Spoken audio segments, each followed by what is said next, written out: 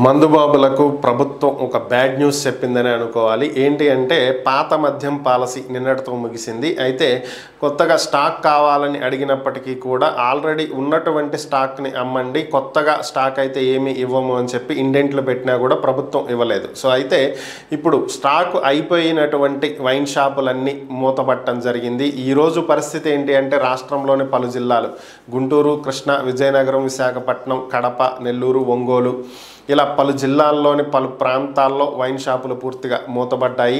ఇక మద్యం తాగడానికి షాపుల వద్దకు వెళ్ళినటువంటి వాళ్ళకి క్లోజ్ అయిపోయినటువంటి మద్యం షాపులు దర్శనమిస్తున్నాయి. పక్క ఊర్లకు వెళ్ళినా కూడా అదే పరిస్థితి.